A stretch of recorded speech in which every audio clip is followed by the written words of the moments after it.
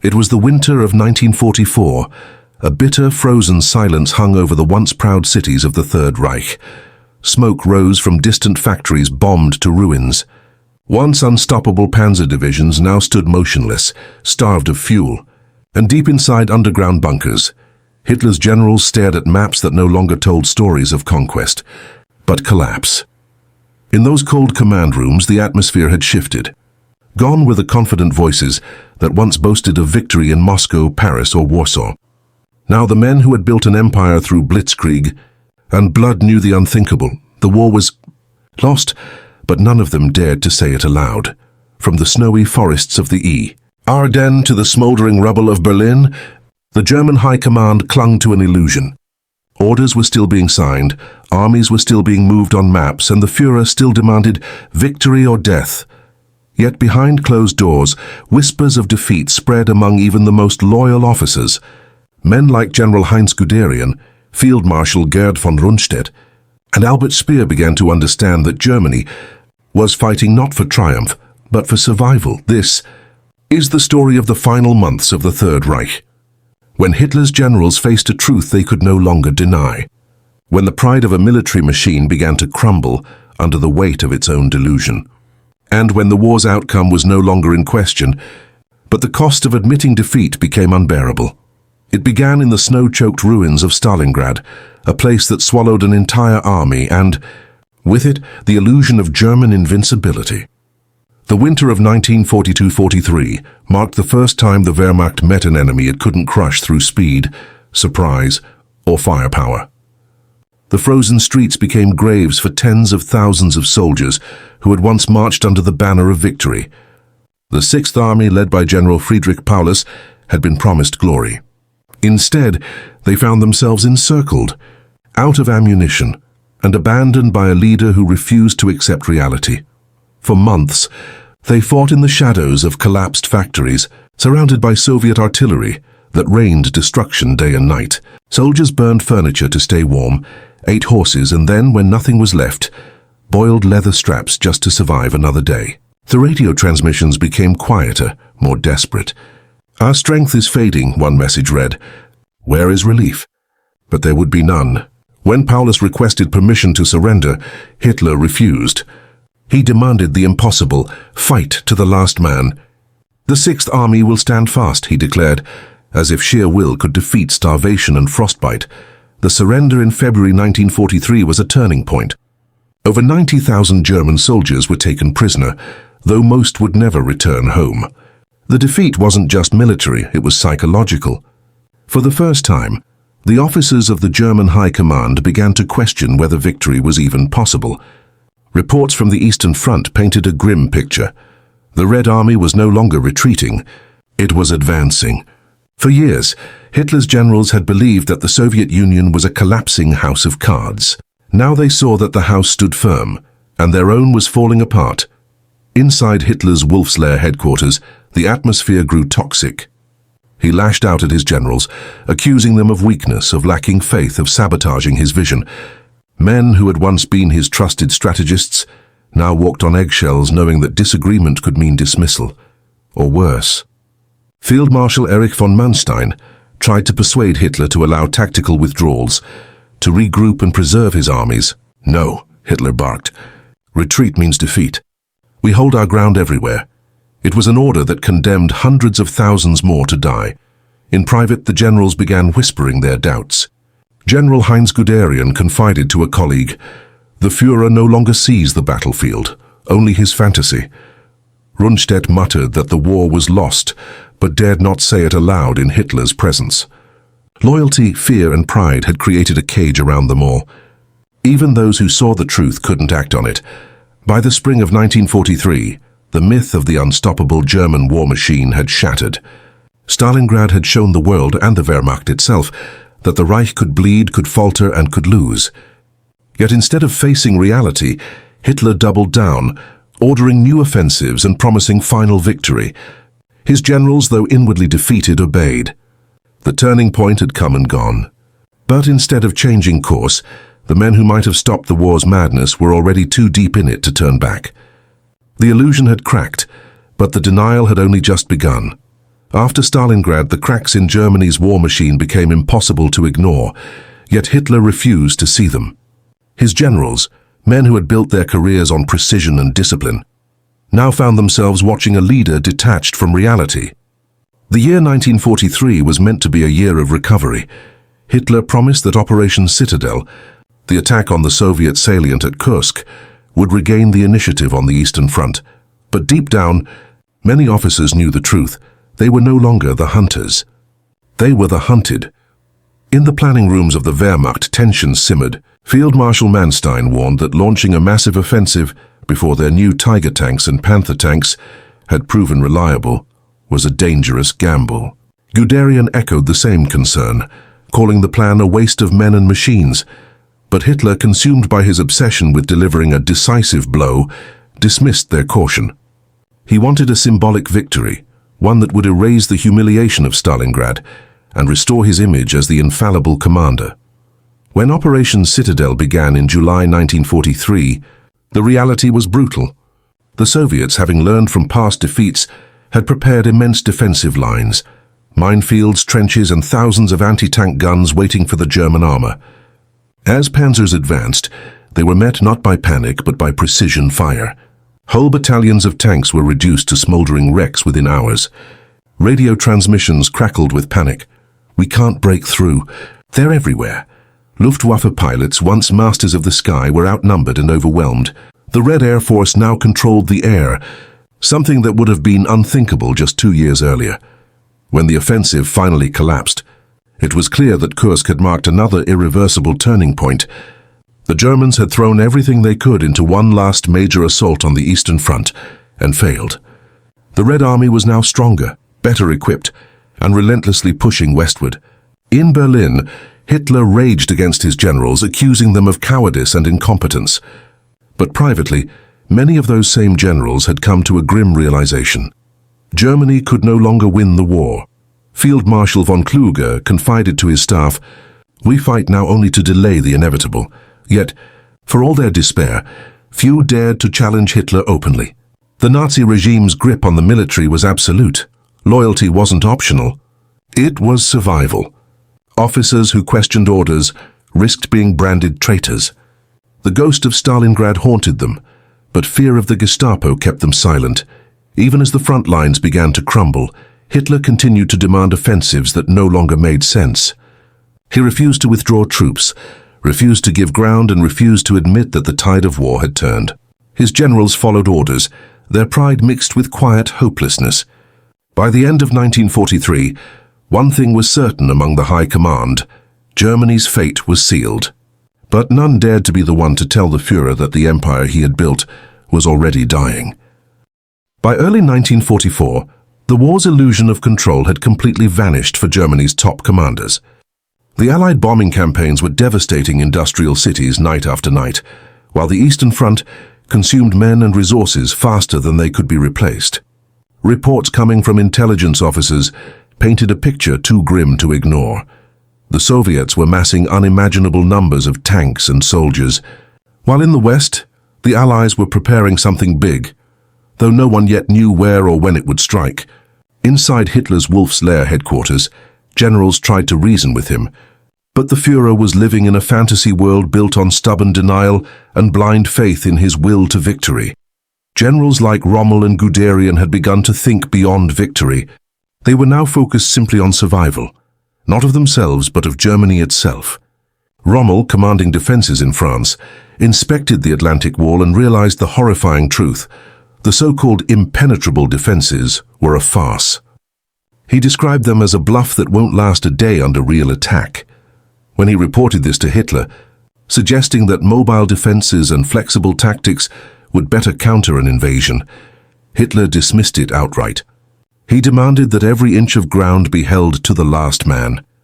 Meanwhile, on the Eastern Front, the Red Army was advancing like an unstoppable wave. Army Group Center, once the pride of the Wehrmacht, was being systematically crushed by Soviet offensives. Entire divisions disappeared in days. Trains meant to deliver reinforcements never arrived, as Allied bombers reduced rail lines to twisted metal. The few Luftwaffe pilots still fighting were forced to watch helplessly as the skies belonged to the enemy. Even seasoned officers, hardened by years of war, admitted privately that they had never seen anything like it. The mood among Hitler's generals shifted from determination to despair. In confidential letters and diary entries, they confessed their hopelessness. Field Marshal von Rundstedt called the situation untenable. General Heinz Guderian noted bitterly that we fight without fuel, without air cover, without a plan. Yet Hitler refused every suggestion of retreat or negotiation. When faced with reports of catastrophic losses, he would lash out in fury, accusing his officers of cowardice and betrayal. His trust in his generals, once absolute, had eroded into paranoia. By spring of 1944, some generals began quietly speaking of ending the war by force, not through surrender, but by removing Hitler himself. They had seen the cost of his delusions. Entire armies annihilated, cities burned, and the German people crushed beneath the weight of impossible orders. For the first time, whispers of conspiracy spread among the officer corps. The question was no longer whether Germany could win. Everyone knew that was impossible, but whether they could stop the destruction before it consumed everything. And in those dark months before D-Day, the line between loyalty and treason began to blur among the men who had once sworn absolute obedience to Adolf Hitler. By July 1944, the breaking point had finally come. The Allied landings in Normandy had shattered the illusion of German invincibility in the West. Despite Hitler's boasts of throwing the invaders back into the sea, the reality was brutal. The Wehrmacht was being pushed back mile by mile, its tanks destroyed, its soldiers exhausted, and its air cover non-existent. The men on the front lines could see the truth with their own eyes, but in Berlin, Hitler still raged and demanded counterattacks that no longer made sense. Every order he gave only deepened the chaos. For many German officers, it became clear that the only way to save what was left of Germany was to stop Hitler himself. Among them was Colonel Klaus von Stauffenberg, a decorated officer who had been grievously wounded in North Africa. He had once admired Hitler, but now saw him as the architect of Germany's ruin. Together with a group of high-ranking officers, he became the center of a desperate plot known as Operation Valkyrie, a plan to assassinate Hitler and seize control of the government in order to end the war before the country was completely destroyed. The conspirators were not naive. They knew the risks. If they failed, they would be branded as traitors and executed. But to them, doing nothing was a greater betrayal. A betrayal of the German people, of the soldiers dying daily on two collapsing fronts, and of whatever honor remained in the army's shattered code. On July 20th, 1944, Stauffenberg carried a briefcase bomb into Hitler's Wolf's Lair headquarters in East Prussia. The tension in that small conference room was suffocating. As Hitler leaned over a map, Stauffenberg excused himself, leaving the briefcase near the table's heavy wooden leg. Moments later, the explosion tore through the room. Smoke, dust, and screams filled the air. For a few precious minutes, the conspirators believed they had succeeded, that Hitler was dead and Germany's nightmare might finally end. But fate turned cruelly against them. The thick oak table had shielded Hitler from the full force of the blast. Though injured, he survived. Within hours, radio broadcasts announced that the Führer was alive, calling the conspirators traitors who will be exterminated without mercy. What followed was a wave of terror. Thousands were arrested. Hundreds, including Stauffenberg, were executed within days. The Gestapo hunted anyone remotely connected to the plot, and entire families were destroyed. Operation Valkyrie's failure sealed Germany's fate. The last hope of ending the war from within was extinguished. Many generals who had secretly supported the plan fell silent, realizing that any opposition now meant certain death. Hitler's grip on power, though weakened by paranoia and delusion, tightened once more. Yet even as he crushed his own officers, the walls of his empire continued to crumble around him. The dream of saving Germany had died, but the war and its suffering would rage on until nothing remained standing.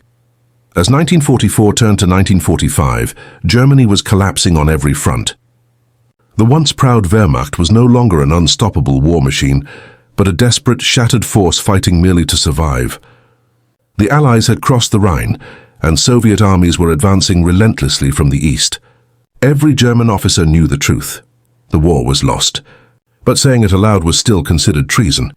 Even as cities were reduced to rubble and entire divisions wiped out, Hitler demanded no retreat, screaming orders that defied all logic. Inside military headquarters, maps no longer inspired confidence but dread. Generals gathered around them in silence, watching the red lines of Allied advance push deeper into German territory.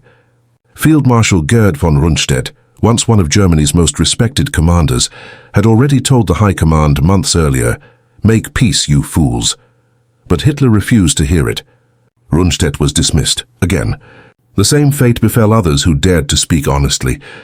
Men like Erich von Manstein, Heinz Guderian, and Model all saw that the situation was hopeless.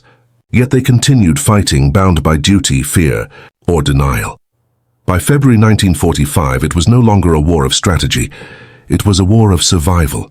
Entire German towns became fortresses, defended not by soldiers, but by teenagers and old men of the Volkssturm. Civilians dug trenches alongside soldiers. Ammunition was scarce. Food was scarcer. Every day, Allied bombers filled the skies, reducing what was left of Germany's infrastructure to ash. Rail lines were destroyed, fuel was gone, and communication between armies had all but collapsed. The German generals began to understand that the enemy wasn't just the Allies anymore. It was time itself. They were running out of it. Among those trapped in this grim reality was Field Marshal Albert Kesselring, commander of German forces in Italy. Known for his tactical brilliance, even he admitted privately that Germany's defeat is inevitable. Yet publicly, he told his troops to hold the line, to fight on, as if victory was still possible. Many officers did the same, not out of belief, but because surrender to the Soviets or the Allies seemed like two different kinds of doom. The code of the German army, rooted in obedience, had turned into a death sentence. Meanwhile, Hitler had retreated to his bunker in Berlin, surrounded by maps that no longer reflected reality.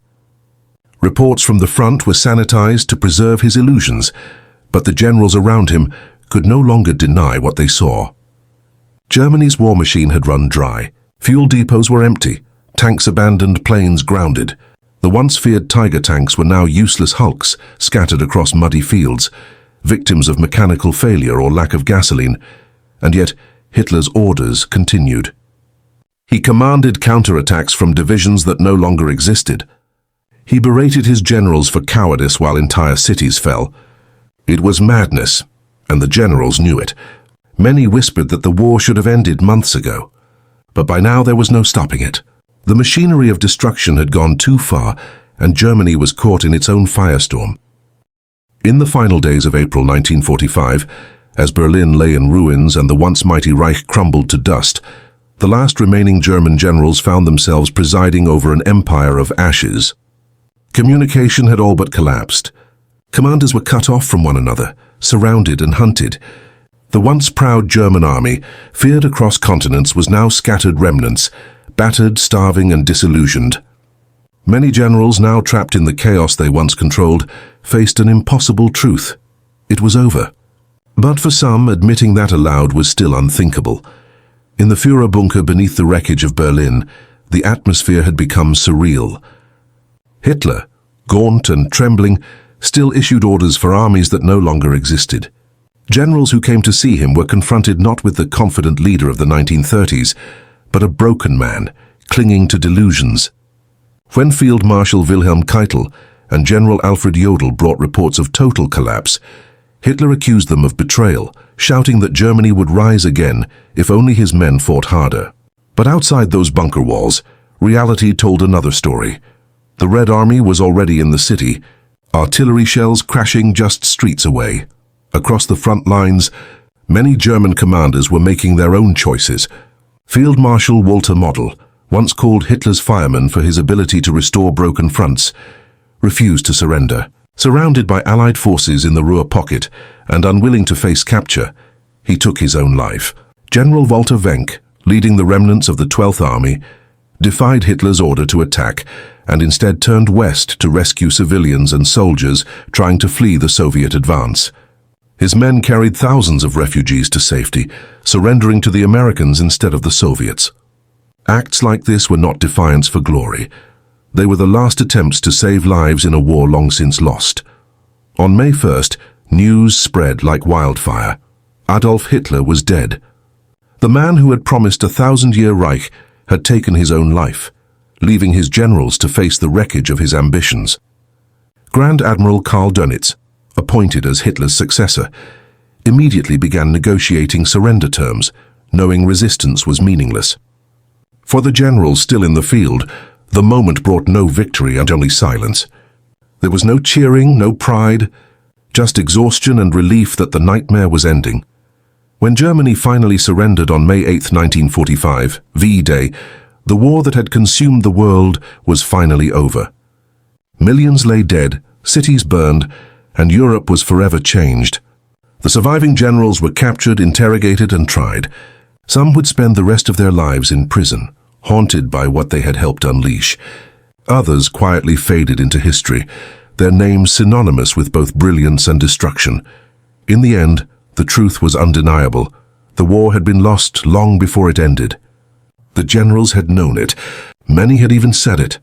But their silence, their obedience, and their fear of one man had doomed an entire nation. And as the dust settled over a shattered Germany, one lesson remained clear.